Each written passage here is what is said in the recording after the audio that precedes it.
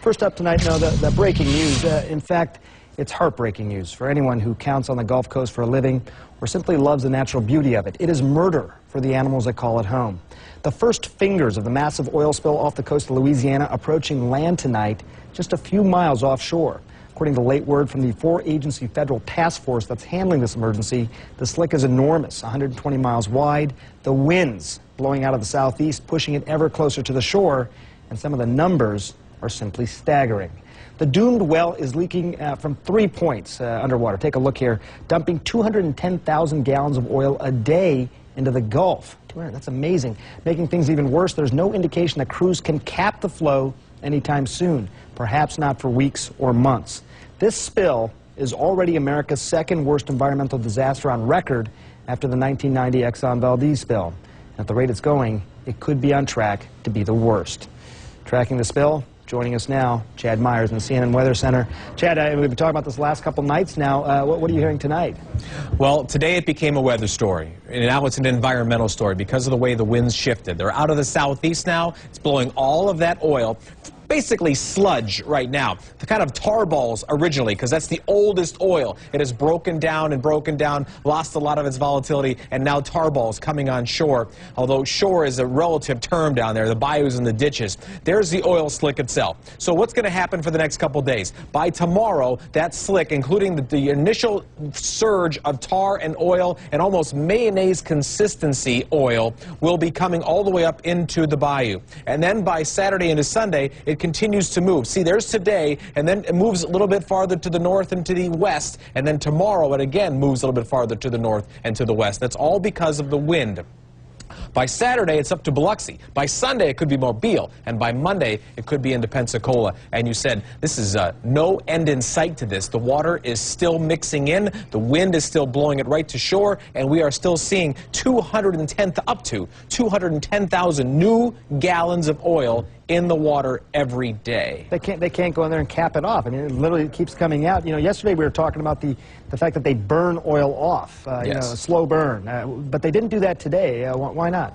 They didn't do it today because the wind was too strong. Yesterday it was perfect conditions. They lassoed it all up. They corralled the oil. They made it deeper and thicker. They lit it on fire, and it made smoke. I understand it makes smoke, and that's a point of pollution as well. But it is not as bad for the environment, nor the waterfowl or the animals and everything living in that water for the smoke to be bad compared to the oil getting on the feathers birds, getting into the plankton. The plankton are eaten by everything else, and all of a sudden you have a food chain disaster, and that's what's happening right there on the southeast coast of Louisiana. Already lawsuits being filed against BP by some of the fishermen in the southeastern part of Louisiana because they know their livelihood is over.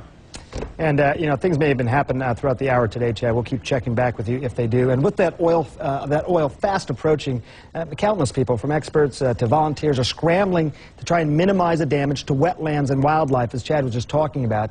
Meantime, oil engineers and others are racing to try and stop the flow. It's a huge challenge, and nothing has worked so far. Up close with the latest, Tom Foreman joins me. Hey, Sanjay, the technical challenges here really are absolutely massive. I'm going to move inside here and show you underneath the water what you're looking at. This was explained to me by some experts today at LSU. I'm going to put it in really simple terms. You have 3 pipes leaking down there, but let's imagine just one of these. What you have here is a pipe of less than a foot in diameter or so, spewing oil under enormous pressure. A massive device down here called a blowout preventer, 450 tons, 50 feet high, should have automatically shut this down, but it did not. BP has been trying to fix it with robots, but no luck yet. So what do you do now? Well, one of the possibilities that BP is preparing for is to lower an undersea collection device. For simplicity, just think of this as a huge inverted funnel. And this is way oversimplified, but it gives you an idea. And it would capture this oil as it's loose in here before it spreads out and then pump it up to a barge. This has been done before, but never at such a depth. So the military could be crucial with their involvement because they have deep diving subs to help run this operation. That could take about 4 weeks.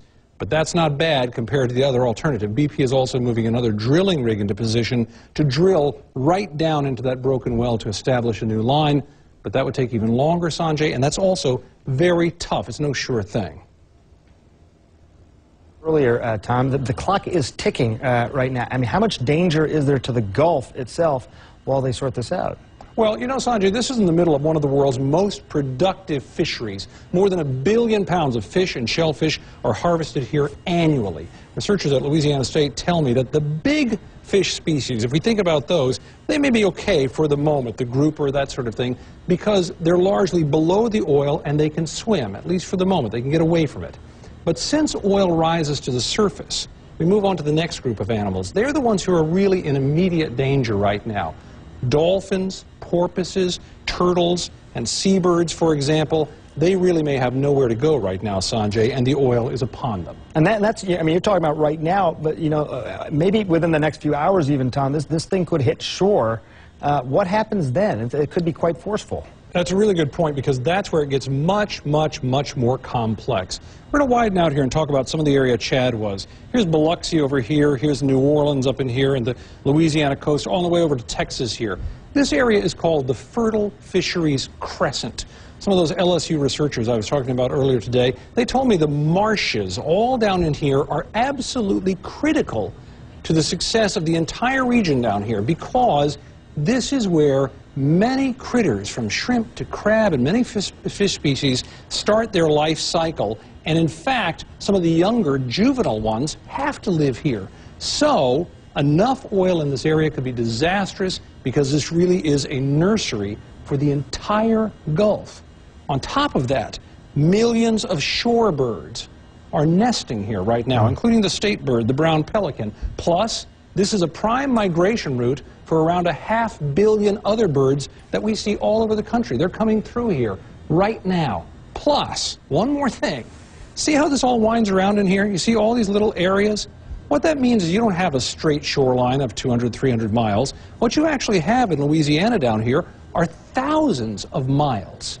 And as long as the oil keeps flowing, each time you clean up one of these areas, it can be recontaminated again within hours, Sanjay. Yeah, boy, I tell you, it's tough to think about. We remember those terrible pictures from just over 20 years ago, the Exxon Valdez, and Tom, as you've been hearing, I mean, ultimately, within the next few weeks, maybe month, it could be as bad, if not worse than that. Is it going to have sort of the same impact as we saw then? It could. It's a different type of oil, but it absolutely could. I want to show you a comparison. We've been looking at this area down here. If we fly up here to Alaska, we're sort of sweeping up the west coast here, and we go to Prince William Sound, where this happened. You can see it's a more enclosed area, and here's a critical difference as we look at the pictures of what happened up in here. This was absolutely awful, but here's an advantage they had in Alaska. This was a finite amount of oil in one tanker that came out at once, and they were able to address it and deal with it. Some studies there in just recent years show they still have pockets of oil up there from this spill more than 20 years ago, but at least they knew what they were dealing with.